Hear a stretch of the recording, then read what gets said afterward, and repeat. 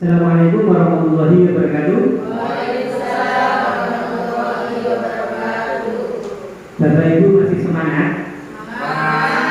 Semangat pagi? Pagi Luar biasa tenang. Dengan kedatangan Bu Nanik yang dari negeri seberang sana, ternyata suasana pada siang hari ini bisa lebih wow ya, bisa lebih meriah lagi.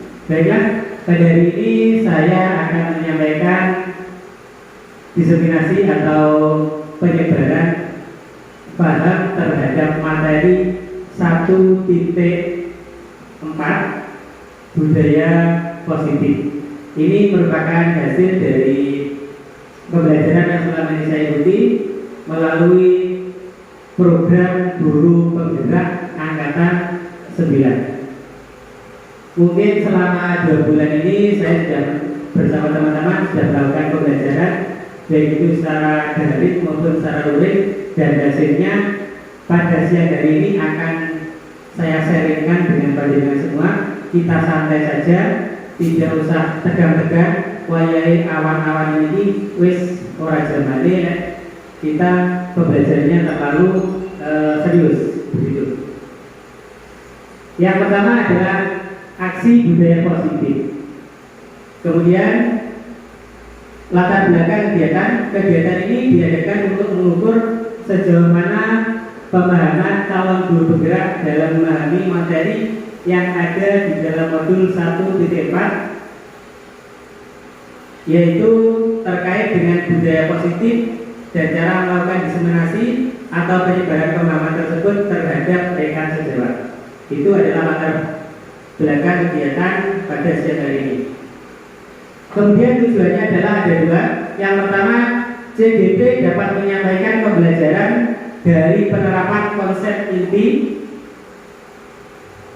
modul budaya positif serta pemahaman mereka mengenai konsep-konsep inti dalam modul budaya positif. Kemudian yang kedua, peserta dapat memahami pentingnya penerapan budaya positif di lingkungan sekolah. Untuk materi yang akan saya sampaikan pada siang hari ini, yang pertama adalah pemahaman saya terhadap konsep-konsep kunci. Ada beberapa. Yang pertama adalah modul budaya positif, perubahan paradigma belajar, disiplin positif, motivasi perilaku manusia, kebutuhan dasar, posisi kontrol restitusi, keyakinan kelas, dan segitiga restitusi. Kemudian nanti di akhir juga akan saya sampaikan pengalaman dan pembelajaran yang sudah saya lakukan setelah menerapkan konsep-konsep kunci tersebut baik di kelas maupun di rumah. Ini nanti saya sampaikan dalam bentuk foto-foto dan juga video ketika saya sudah melaksanakan pembelajaran atau budaya positif yang ada di sekolah. Ini contoh penerapannya terkait dengan profil pelajar Pancasila, yaitu religius, beriman, bertakwa kepada Tuhan Yang Maha Esa. Sudah kelihatan Mbak Yesi? Ya, sudah. Bapak Ibu, saya yakin panjenengan sudah melaksanakan semua yang menjadi bahasan kita pada siang hari ini terkait dengan budaya positif. Kira-kira dari panjenengan semua, untuk budaya positif itu pengertiannya apa ya? Ada yang bisa menyampaikan idenya? Kira-kira budaya positif itu budaya bagaimana? Buat ini? Dari mana buat ini coba?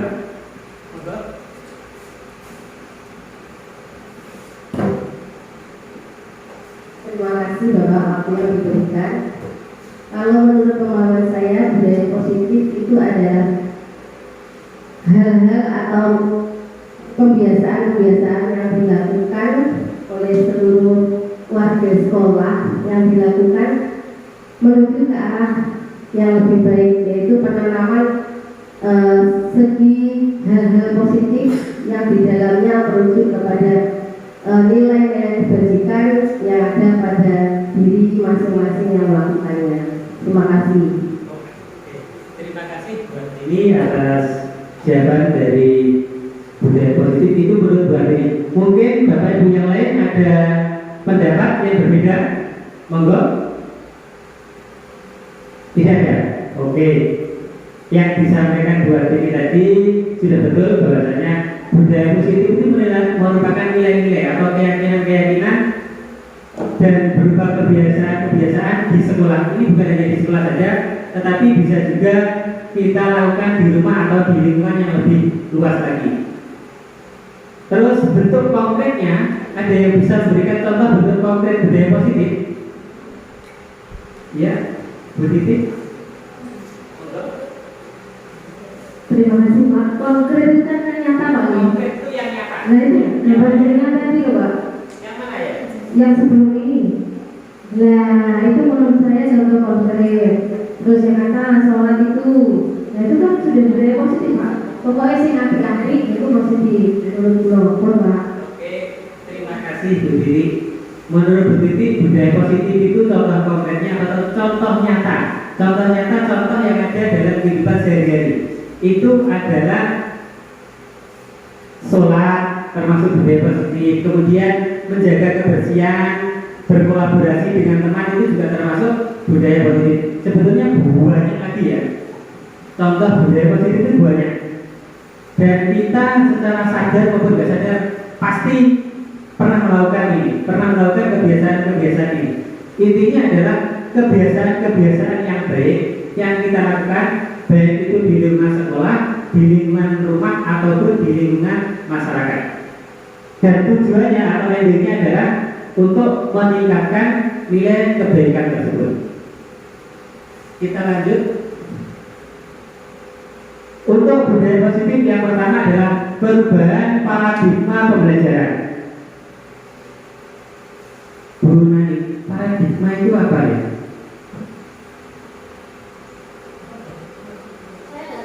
Gak tahu apa paradigma? Ada yang bisa memberikan pengertian ya paradigma ini? Paradigma pembelajaran. Masih belum ada bayangan? Masih belum berani? Iya, kejadian apa? Yang cocok apa? Perubahan paradigma. Cara belajar, cara pandang. Ya, bisa. Jadi paradigma itu bisa cara pandang, bisa juga dengan perubahan pola pikir pembelajaran. Kalau pola pikir pembelajaran yang dulu dengan yang sekarang itu jelas berbeda, karena dalam pengertian filosofi Gajar Dewantoyo, pembelajaran itu harus sesuai dengan kodrat zaman. Artinya disesuaikan dengan zamannya. Dulu kita yang ada di sini itu adalah merupakan produk lama.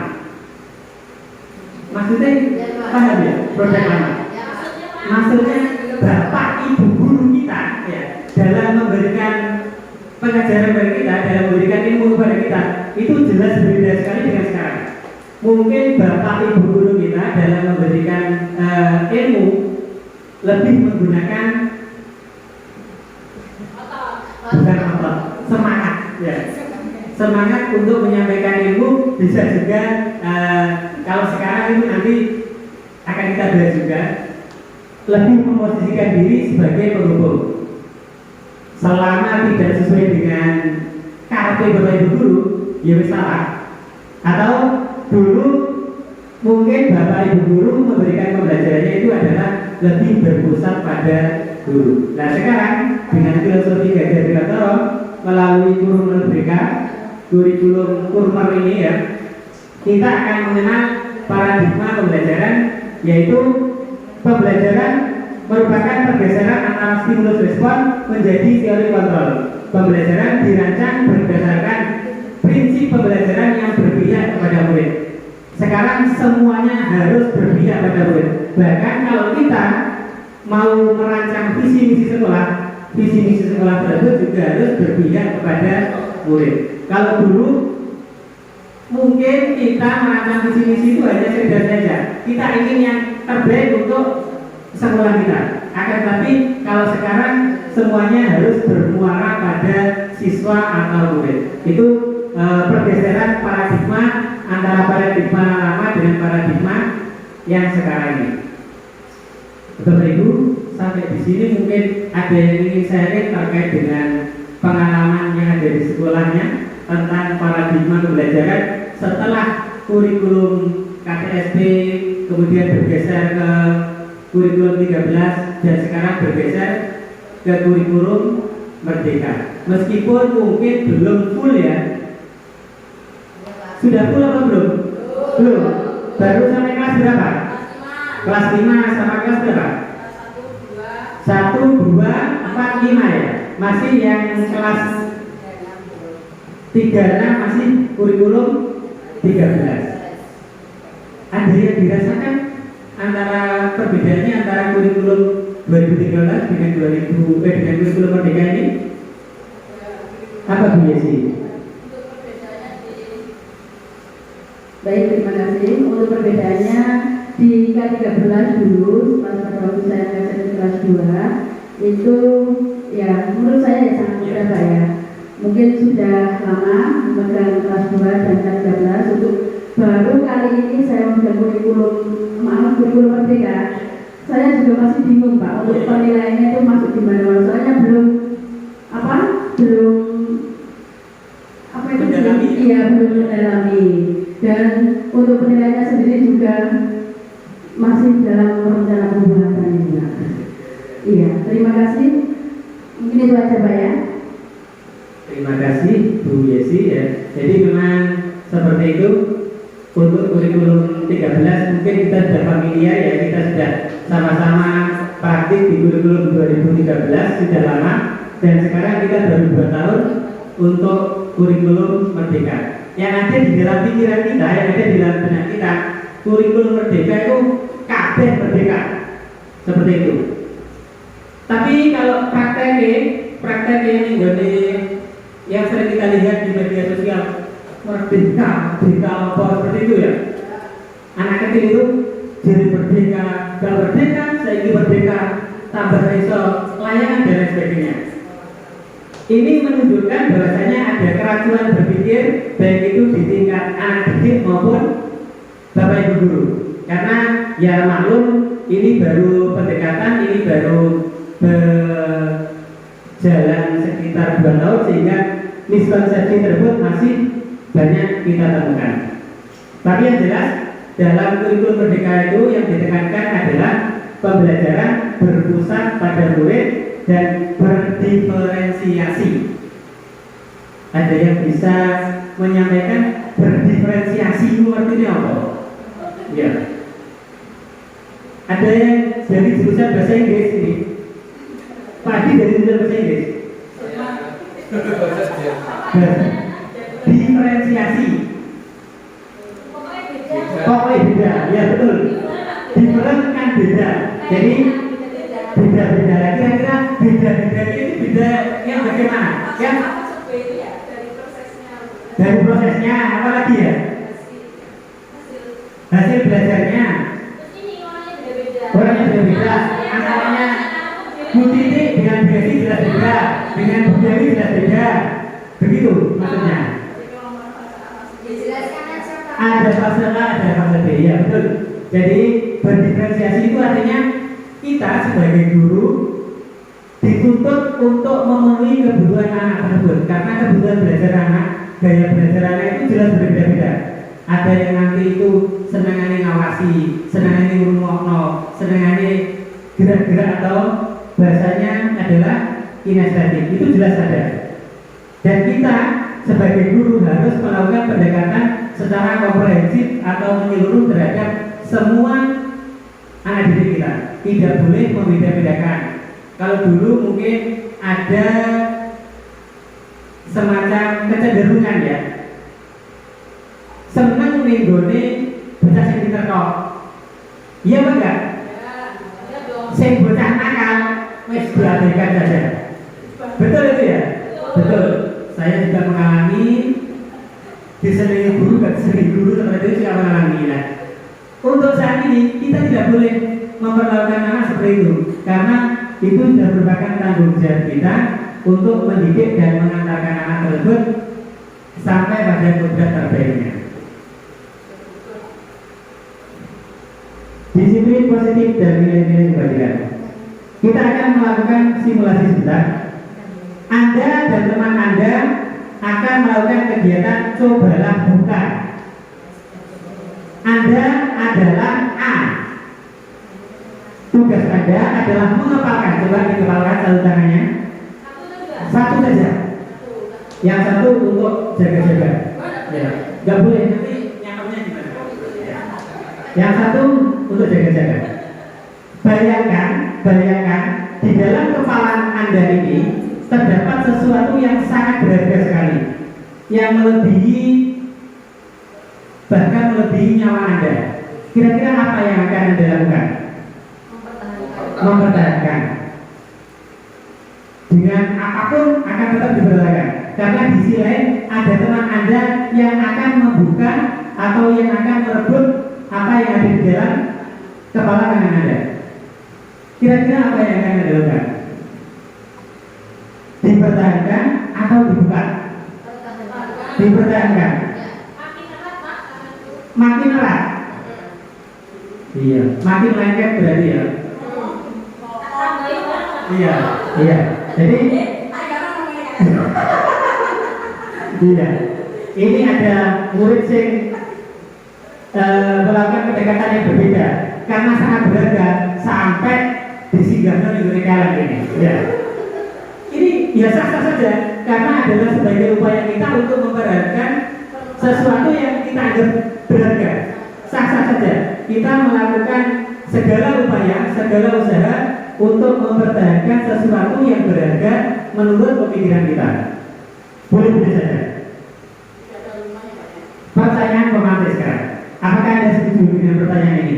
Hukuman dapat mendisiplinkan anak. Setuju atau tidak? Setuju. Waktu lama mesti setuju. Ya. Setuju. Sering dukung dulu ya. Kenapa kira-kira? Terlambat. Disewer ya. Besok tidak terlambat. Berarti dengan dijewer tadi, dengan dihukum tadi, Bu Titik besoknya tidak mengulangi. Kira-kira, nah, alasannya apa? Takut, izin, disekor, dipermalukan di depan teman-temannya. Terus apa lagi? Dipanggil emaknya, dipanggil ke sekolah. Betul sekali. Iya. Terus ini nanti akan kita bahas. Apakah yang selama ini kita lakukan juga itu sudah sesuai dengan filosofi dari Yajar Biwantoro.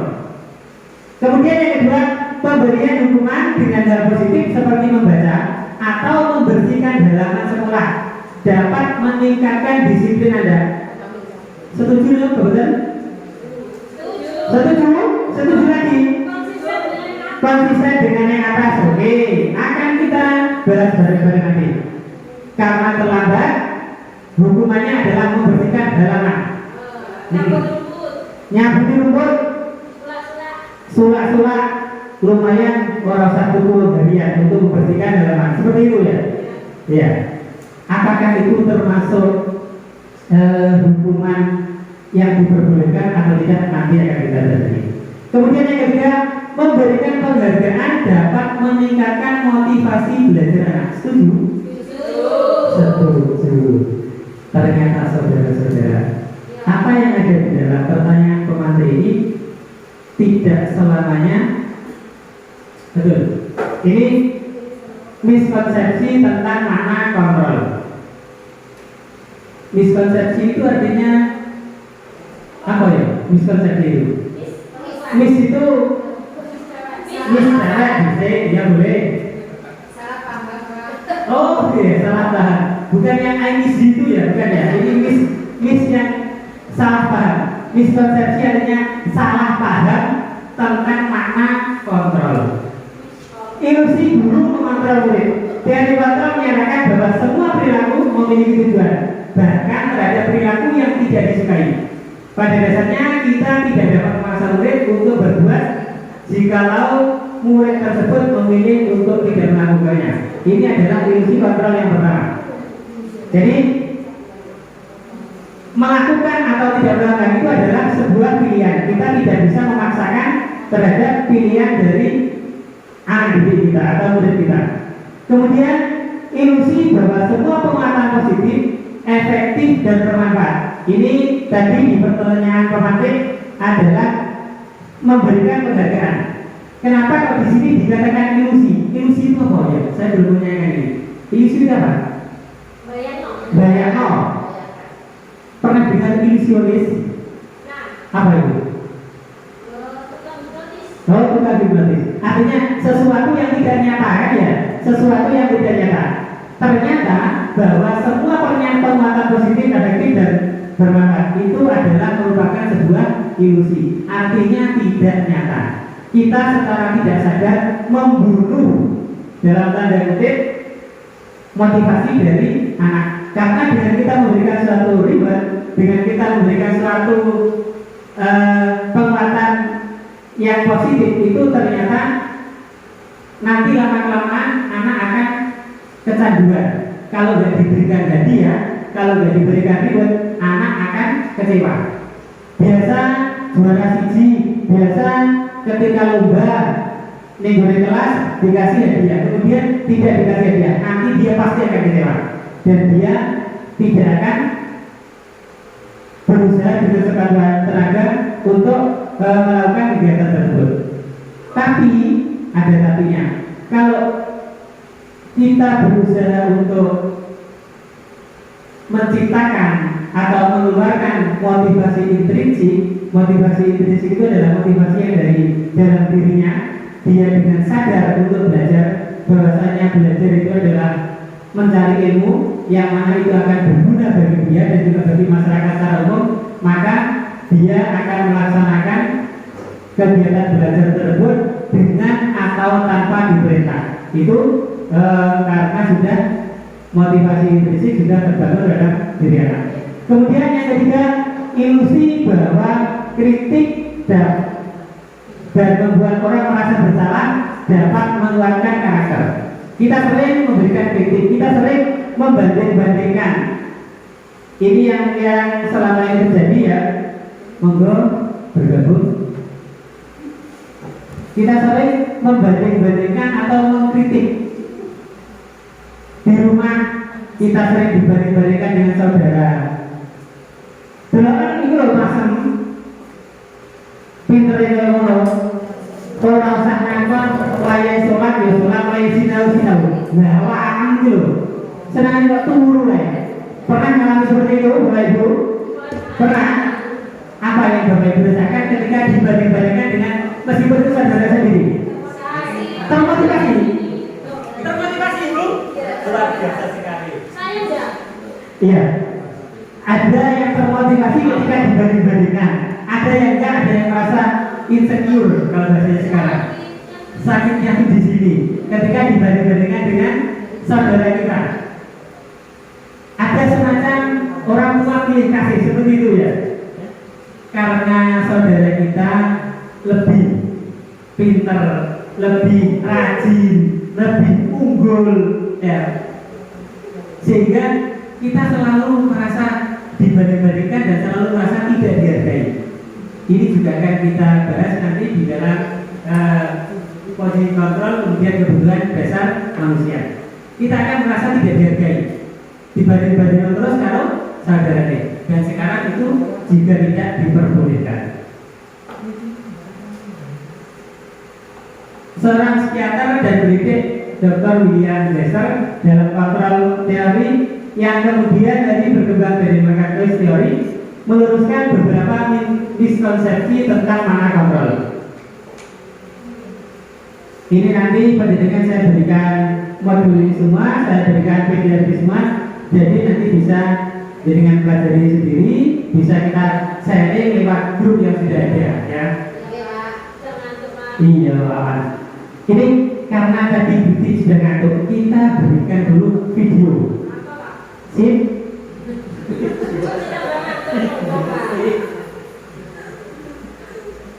Video apa ya? Penasaran enggak ini dengan video ini?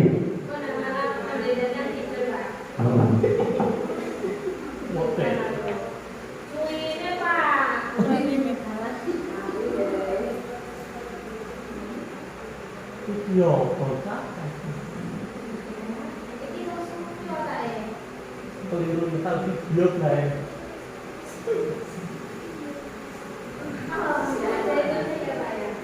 Nggak ada suaranya? Ya, Iya.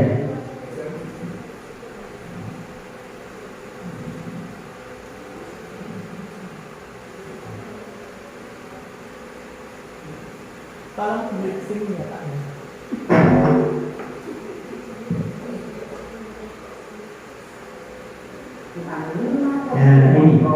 Yang dimakan oleh saya dosen dan Jadi nanti kita bisa sama-sama refleksi diri ya.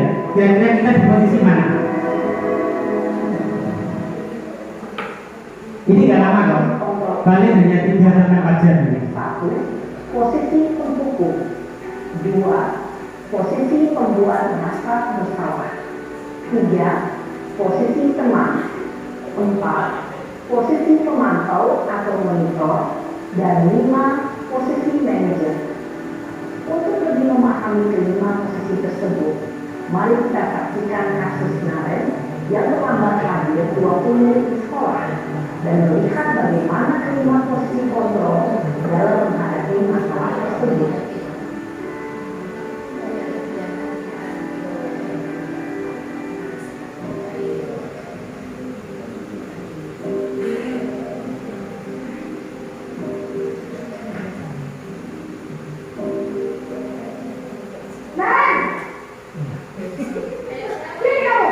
Kayak siapa ya ini? Coba kita nanti menggerayangi diri kita sendiri. Introspeksi ya. Kamu deh, pasti terlambat. Waktu saya Apa? Apa coba? Apa kamu apa lagi? Kapan sih kamu tidak terlambat? Malah kekabian kamu jadi anak. saya Dasar pemalas. Gak kapok-kapok sih kamu. Sudah berapa kali terlambat? Sana, kamu keliling lapangan basket 2 kali. kenapa saya harus dari lapangan basket, Bu? Kenapa? Kamu orang ibu. Berani-beraninya jawab. Sudah terlambat, masih berani jawab pula. Sekarang, keliling lapangan basket 5 kali sekalian. Biar kapok. Cepat. Pergi ke lapangan basket. Posisi pembuku biasanya berbicara dengan nada tinggi, menghabis, menunjuk-nunjuk, menyakiti, dan menyindir. Hukuman bisa berupa fisik maupun psikis. Posisi yang pertama, posisi kontrol yang pertama adalah posisi pembunuh. Bapak Ibu pernah melakukan ini? Sering? Sering, sama. Saya juga pernah melakukan posisi pembunuh ini. Ciri posisi pembunuh itu apa ya? Dari video yang panjenengan lihat tadi. Mata melotot, yang pertama apa lagi? Suara keras, muncul. Apa lagi? Berkaca pinggang, itu kan gaya berarti ya. Betul namanya. Kayaknya Pengalaman sekali dia. Apa lagi? Menunjuk-nunjuk, berkaca pinggang, suara keras, tidak memberikan kesempatan kepada murid untuk menyampaikan alasannya. Pernah nggih? Sering? Nah, nanti kita putar kembali videonya. Kira-kira mana yang tepat? Bapak berkata, dampak yang terjadi pada murid ketika guru berada pada posisi pembuku adalah murid cenderung akan memberontak, bahkan menyimpan dendam.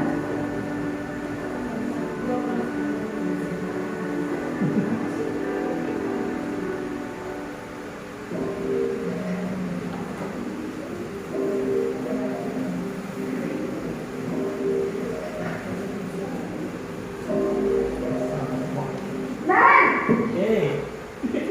Ada lagi Naren ini, kasihan sekali dia. Assalamualaikum. Naren. Kamu kenapa terlambat lagi, nak? Ya Tuhan, Naren. Kamu senang ya bikin ibu saya? Kamu mau terlambat lagi. Nanti ibu yang ditunggu bapak kepala sekolah, nak. Disangka ibu tidak bisa membina kamu. Duh, gimana ini? Maaf, Bu. Duh, Gusti Naren. Ada yang seperti ini. Oh, ini sering ya. sering itu. Terus Alhamdulillah semua orang berbuat kesalahan. Lambat dong. Ibu harus apa coba? Maaf Bu, maaf sekali. Ya sudah, lain kali jangan bikin ibu susah lagi ya nak ya. Ibu tidak akan kuat lagi kalau kamu begini terus. Bisa jatuhan kalau ibu tegur bapak pastor. Kasihan ibunya ya, kasihan ibunya. Maaf sekali. Itu posisi kontrol yang kedua. Posisi pembuat rasa bersalah berbicara dengan nada tenang, cenderung lembut. Namun kata-kata yang diutarakan membuat murid merasa menjadi orang yang gagal. Memandang dulu Jadi ini jebakan ya. merasa tidak Tenang, lembut, akan tapi dampaknya terhadap psikologis anak. Ketika guru mengambil posisi pembuat Ada yang sama seperti ini? murid akan Iya. mengalami Motivasinya apa ya? dia akan menyimpan emosi negatif tersebut di dalam dirinya. motivasinya Biar gak kelihatan galak. Oh gitu, pencitraan biar tidak kelihatan galak. Ini posisi kontrol yang ketiga.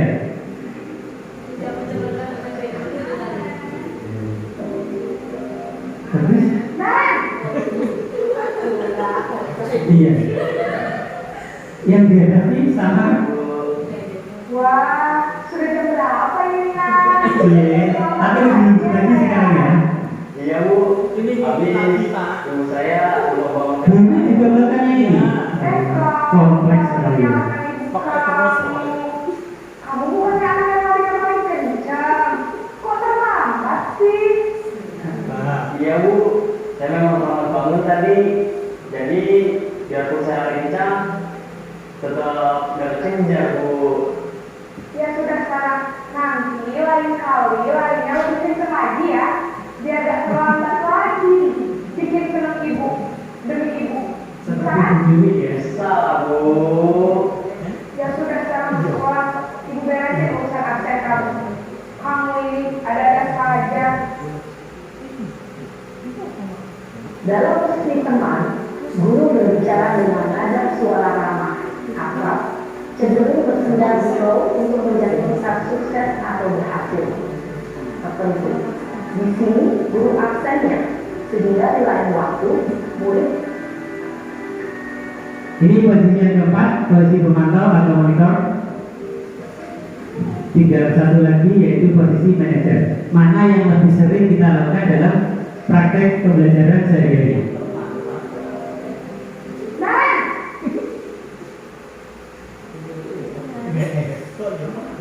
Apa Bu? Kesel banget nih. apa peraturan sekolah kita tentang jam berapa kita harus masuk sekolah, nak? Kita harus di sekolah jam 7 Bu.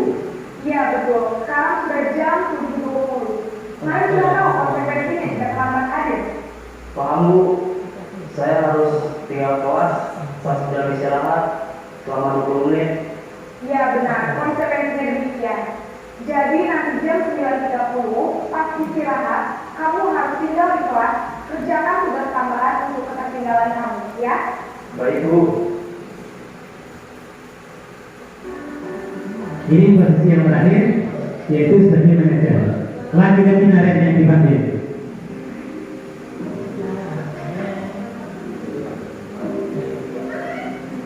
Nah, Ini biasanya yang bagian awal di belakang. Baik Bu.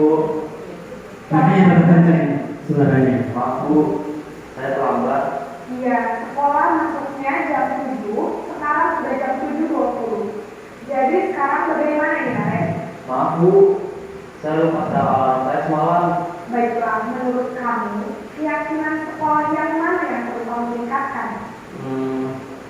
Menghargai diri sendiri dan orang lain mungkin ya Bu.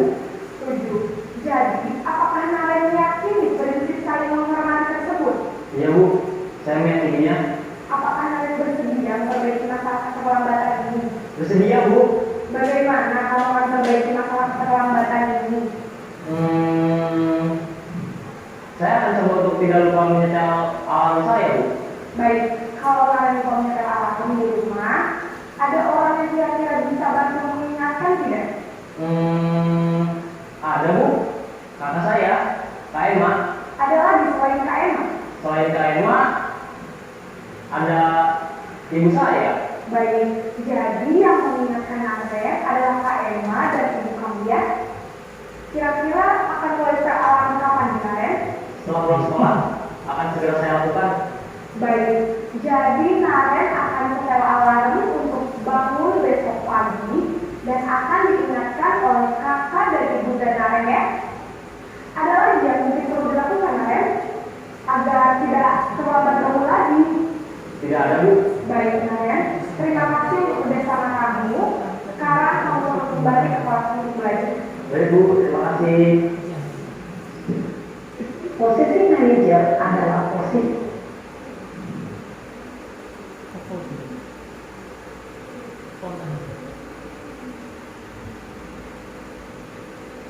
Sekarang pertanyaan adalah termasuk yang manakah Anda? Atau kita ini termasuk yang mana? Yang pertama penghukum. Pernahkah kita melakukan posisi hukum? Sering, iya. Pembuat rasa bersalah? Sebagai teman? Sebagai pemantau? Sebagai manajer? Ya. Gak pernah, hampir tidak pernah ya. Kira-kira dari 5 posisi kontrol tadi yang terbaik yang harus kita pilih yang mana ya? Manajer. Alasannya apa? Guru akan memberikan tanggung jawab pada murid untuk mencari jalan keluar permasalahannya. Betul sekali. Jadi posisi yang terbaik adalah posisi manajer karena murid merasa dihargai, murid dilibatkan.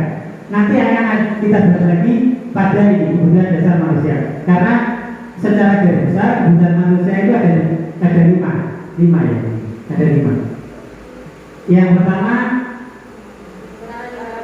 kebutuhan bertahan hidup survive, yang kedua kasih sayang dan diterima, yang ketiga bebas, yang keempat kesenangan, dan yang kelima penguasaan.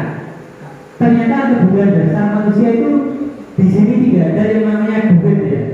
Apakah itu berarti manusia tidak butuh duit? Butuh. Tapi katanya di mana kira-kira? Bertahan hidup. Pintar sekali ya itu. Jadi ya.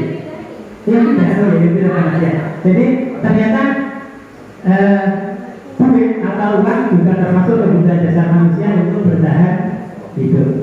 Seorang yang melanggar keyakinan dapat disebabkan tidak terpenuhinya. Jadi tidak terpenuhinya kebutuhan dasar tersebut bisa melanggar sebuah keyakinan atau sebuah aturan. Apa saja? Bisa bertahan hidup, bisa kasih sayang, bisa juga kebebasan, bisa juga kesenangan atau penguasaan. Ini semuanya harus dipenuhi. Kalau tidak dipenuhi nanti anak didik pendidikan pasti juga akan melanggar keyakinan kelas atau peraturan kelas. Ini contohnya. Nah, dari motivasi perilaku. Ada 3. Yang pertama adalah semuanya, yang 2 ini menghasilkan motivasi eksternal atau dari luar. Untuk menghindari ketidaknyamanan atau hubungan apa yang akan terjadi apabila saya tidak melakukannya. Jadi kita biasanya menghindari hubungan, ya, biasanya menghindari sesuatu itu karena takut dihukum. Nah itu namanya motivasi eksternal, karena ada ketakutan, yaitu berupa hukuman. Kemudian yang kedua untuk mendapatkan imbalan. Jadi kita juga bisa melakukan sesuatu karena ingin mendapatkan imbalan, baik itu berupa pujian atau berupa imbalan yang sifatnya adalah dapat dilihat atau materi. Kalau imbalan yang pujian tadi kebutuhan dasarnya masuk di mana ya? Kesenangan atau apa? Kasih sayang, betul. Jadi lebih tepatnya adalah kalau untuk mendapatkan pujian itu kebutuhan dasarnya masuk pada kebutuhan dasar untuk mendapatkan kasih sayang. Dan yang terakhir untuk menghargai diri sendiri. Nah ini adalah motivasi internal yang harus kita sampaikan, yang harus kita kuatkan pada anak didik kita.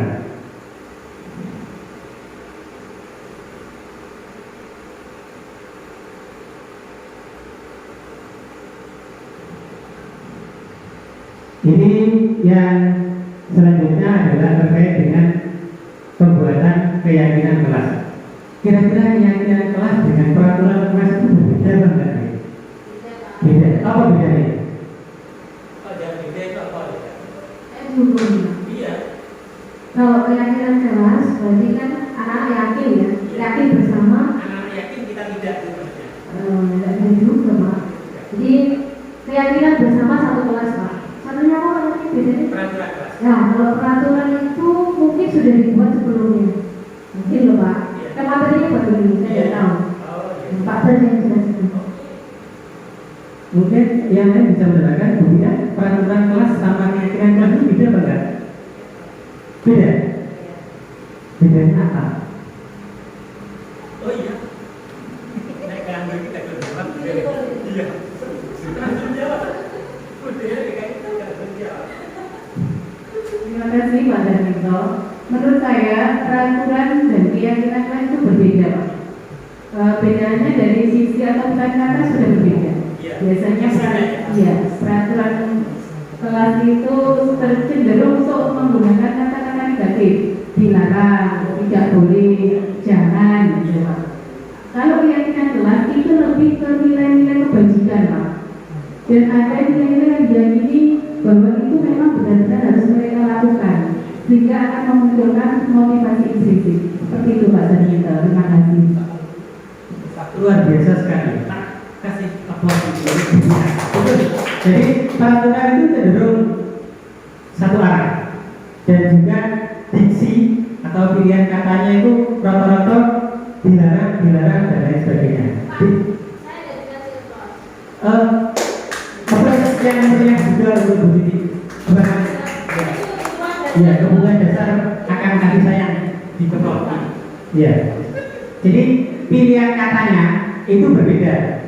Kalau peraturan kelas lebih banyak menggunakan kata negatif, dilarang buang sampah, dilarang apa lagi kira-kira, datang terlambat, dilarang bullying dan lain sebagainya.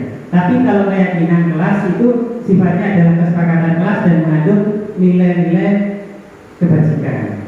Ya, misalnya kenapa kita memakai helm? Kira-kira kenapa ya? Apakah takut karena ditilang polisi? Biar jilbabnya nggak rusak. Biar apa? Jilbabnya nggak rusak. Jilbabnya nggak rusak, ya.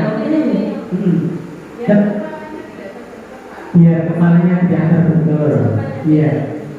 Jawabannya terpinter kalau menulis ketok ya. Ya, jadi nilai kebajikan yang bisa kita ambil dari penggunaan helm adalah keselamatan atau kepalanya tidak terbentur tadi. Itu perbedaannya peraturan kelas dan keyakinan kelas. Untuk membentuk keyakinan kelas itu berasal dari peraturan-peraturan kelas yang kita sarikan, yang kita sepakati bersama dan menggunakan kalimat-kalimat yang positif. Ini prosedurnya. Sekarang kita masuk ke restitusi. Ada yang tahu restitusi? Apa restitusi? Tahunya paling retribusi ya? Gak tahu juga, retribusi juga gak tahu. Restitusi gak tahu, retribusi gak tahu. Retribusi sih bayar ya. Jadi restitusi itu adalah, ini ada yang saya terbalik, sebagai proses menciptakan kondisi bagi murid untuk memperbaiki kesalahan mereka sehingga mereka bisa kembali pada kelompok mereka dengan karakter yang lebih kuat. Ini kenapa saya beri warna lain? Karena biasanya ini yang terjadi di lapangan ketika anak melakukan kesalahan. Kira-kira apa yang terjadi? Dicemooh temannya, dijadikan bullying, dijadikan labeling ya. Kalau labeling kok ketahuan itu ya tajam gitu loh maksudnya. Iya, diarani bahasa ini. Kalau labeling itu kelihatannya terlalu tajam, beling katanya. Jadi betul. Seperti apa ya, sudah masuk di dalam pikiran kita begitu melihat si A, oh tukang kain dan seterusnya. Itu namanya labeling. Begitu Bu ya? Iya. Nah, tukang telat atau tukang berbohong atau mungkin lagi tukang mencuri misalnya, itu adalah labeling yang diberikan teman-temannya untuk anak-anak. Dengan restitusi ini mereka bisa kembali pada kelompok dengan karakter yang lebih kuat tanpa ada labeling, tanpa ada bullying terhadap yang melakukan kesalahan. Caranya bagaimana? Penasaran enggak? Penasaran enggak? Penasaran atau penasaran banget ini? Caranya adalah dengan menerapkan segitiga restitusi. Apa itu segitiga restitusi? Yang pertama adalah kita stabilkan identitasnya dulu, kemudian kita validasi tindakan yang salah, dan yang terakhir adalah menanyakan keyakinan. Contoh menstabilkan identitas adalah seperti ini. Setiap orang pasti pernah berbuat salah. Iya apa enggak? Pasti. Dan orang yang baik itu bukan berarti orang yang tidak pernah salah. Akan tetapi orang yang baik itu adalah ketika dia salah, dia sadar bahwasanya yang dilakukan salah, kemudian dia berusaha untuk lebih baik lagi, untuk belajar dari kesalahannya menjadi pribadi yang lebih baik. Itu merupakan contoh menstabilkan identitas. Kemudian yang kedua, validasi tindakan yang salah itu dapat kita lakukan dengan cara menanyakan alasan. Nah, kenapa sampai tertelat? Seperti contoh dalam posisi kontrol hukum tadi, Naren tidak diberikan kesempatan oleh gurunya memberikan alasan kenapa dia terlambat. Karena kita tidak pernah tahu apa yang dialami anak di rumah. Ada sebuah cerita ya, mungkin pendidikan semua juga sering mendengar atau membaca. Ketika ada anak yang selalu terlambat, ternyata di rumah dia membantu ibunya yang lagi lumpuh. Tapi si guru tidak mau tahu bahwasanya dia terlambat dan harus dihukum. Nah, di balik keterlambatannya tadi, kita terkadang tidak pernah melakukan atau tidak pernah memvalidasi tindakan kesalahan tersebut. Kemudian yang ketiga, keyakinan kelas. Ini terkait dengan menanyakan keyakinan. Nah, sampai salah, gitu salah, gitu Pak saya salah. Kira-kira keyakinan kelas mana yang kamu langgar? Oh, terkait dengan menghormati orang lain misalnya. Kita sering ya mendapati anak didik kita itu saling menghina, atau kalau bahasanya bahasa Jawa ini wadah-wadahan wong tuane. Sering apa enggak ya? Sering sekali. Nah, itu kita tanyakan keyakinannya bahwasanya itu adalah salah. Dan ketika anak tersebut menghina orang tua temannya, itu sama saja menghina orang tuanya sendiri. Sama saja dengan durhaka kepada orang tuanya sendiri. Seperti itu kita masukkan nilai-nilai kebajikan, kita masukkan nilai-nilai religius terhadap pembangunan anak, sehingga anak akan timbul kesadaran dari dirinya sendiri untuk keluar dari permasalahan tersebut.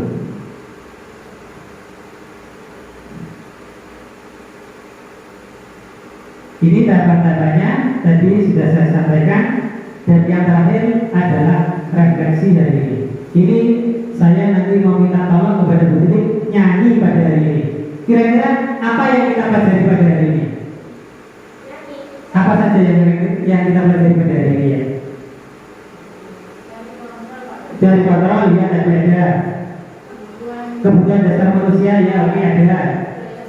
Budaya positif ada. Segitiga restitusi. Ternyata meskipun siang nyimak semua ya. Jadi terlalu baik. Jadi refleksi hari ini, tak ada manusia yang terlahir sempurna. Bisa lagunya Bu Titik? Tak ada manusia yang terlahir sempurna. Iya, itu. Ini jadi apapun yang kita rancang, mulai dari budaya positif, kemudian quality control, segitiga restitusi, dan lain sebagainya, sebagus apapun rancangan kita, ketika tidak ada kolaborasi antara guru, orang tua, murid, dan juga semuanya yang terlibat di sekolah tersebut, maka bisa dikatakan semuanya adalah teori belaka atau halusinasi belaka, seperti itu. Ini bisa berhasil, ini bisa bermanfaat, dan ini bisa berguna untuk orang lain ketika ada kolaborasi dari semua elemen yang ada di dalam sekolah. Kepala sekolah yang dukung, guru-gurunya yang dukung, murid-muridnya yang dukung, masyarakat dukung, orang tua dukung. Ketika salah satu dari elemen yang ada di sekolah tersebut tidak memberikan support, tidak memberikan dukungan, maka pelaksananya juga tidak akan maksimal. Seperti itu. Jadi yang kita hasilkan atau yang kita kejar itu adalah menumbuhkan motivasi intrinsik pada siswa. Seperti itu. Sekian dan terima kasih. Karena Bu Titi tidak bisa nyanyi Dumasin, kita akhiri pada siang hari ini dengan bacaan Alhamdulillah bersama-sama. Alhamdulillahirobbilalamin. Subhanallah wa bihamdika asyhadu an la ilaha illa anta astaghfiruka wa atubu ilaik. Assalamualaikum warahmatullahi wabarakatuh.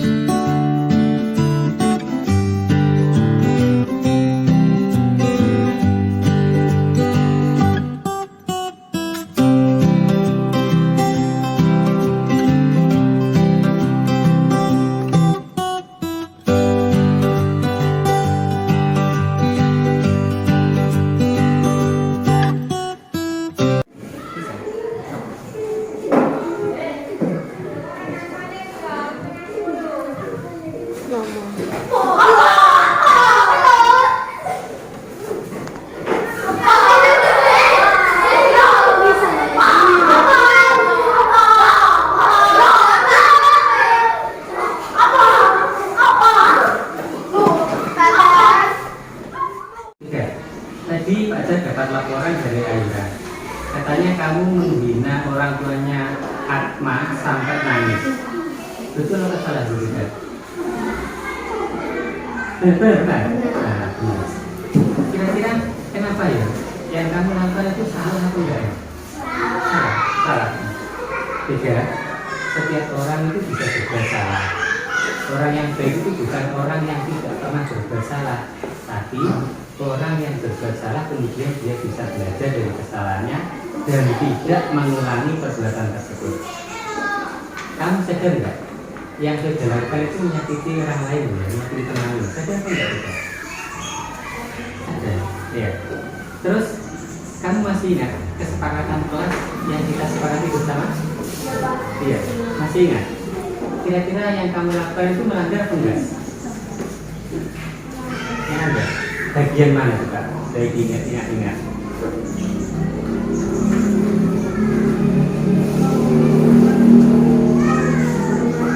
Menghormati orang lain. Kamu sadar itu tidak menghormati orang lain? Ya, betul sekali. Jadi kamu tidak menghormati orang lain, dalam hal ini adalah Asma. Terus kira-kira ketika kamu melanggar keyakinan kelas, apa yang harus kamu lakukan?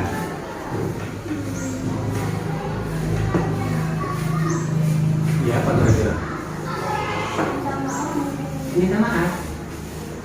Minta maaf. Boleh minta maaf. Kira-kira kapan kamu akan minta maaf kepada aku? Dari sini. Selain minta maaf, ada lagi yang bisa kamu lakukan? Nggak ada lagi. Baiklah, nggak apa-apa. Sehabis ini Vega minta maaf, kemudian jangan diulangi lagi perbuatan tersebut. Pak Dar yakin Vega adalah anak yang baik, anak yang berbakti pada orang tua. Kalau Vega menghina orang tuanya Asma, itu sama saja Vega menghina orang tuanya Vega sendiri. Kita terima ya? Dah, minta maaf.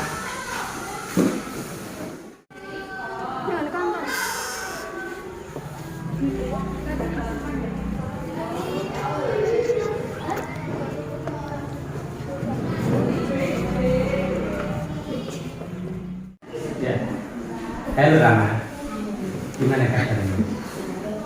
Rama, ada ingin ngobrol sebentar sama kamu. Kamu kemarin pada waktu istirahat, kamu berada di kelas atau enggak? Enggak. Ini Rama, ada dapat laporan dari Aira. Katanya uang sakunya kemarin hilang 5.000. Kamu tahu enggak? Enggak tahu. Beneran enggak tahu. Bener. Serius. Pacar punya buktinya loh ya. Pacar punya bukti kalau Rama ngambil uangnya Aira. Ada di sini. Ada di CCTV. Ini di sini loh. Ini di CCTV. Iya tak? Iya.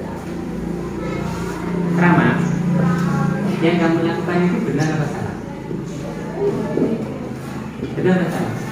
Salah. Kenapa kok kamu melakukan itu? Mau dipakai apa?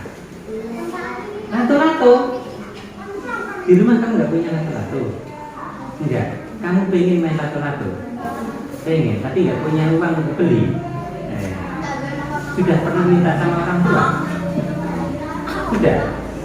Tapi nggak dikasih.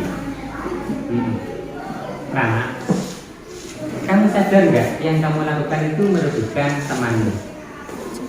Sadar apa enggak? Merugikan kan ya? Iya. Kamu masih ingat keyakinan kelas yang kita sepakati di kelas 5 ini masih. Kira-kira yang kamu lakukan itu melanggar keyakinan kelas yang mana ya? Yang bersikap apa ya? Yang bersikap apa? Jujur. Kamu nggak jujur. Kamu mengambil milik orang lain. Ya.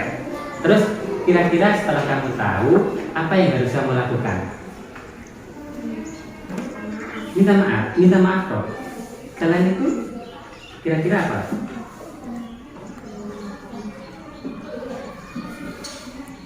Apa ya? Tidak mengulangi lagi ya. Kamu kira-kira kalau mengembalikan bisa apa enggak? Bisa ya. Jadi kamu nanti minta maaf, tidak mengulangi lagi dan berjanji untuk mengembalikan uang saku dari Aira. Bisa ya? Iya. Sama tadi sama ya. Jangan diulangi lagi ya. Sekarang kembali lagi. Assalamualaikum warahmatullahi wabarakatuh. Perkenalkan, nama saya Bilqis Ufaira dari SDN Semenrejo, Kecamatan Meraula, Kabupaten Tuban.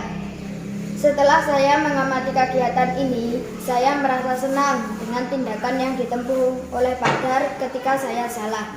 Saya dinasihati, diberi kesempatan untuk mencari solusi untuk menebus kesalahan tersebut, sehingga saya sadar dan tidak mengulanginya. Terima kasih Pak Dar. Wassalamualaikum warahmatullahi wabarakatuh.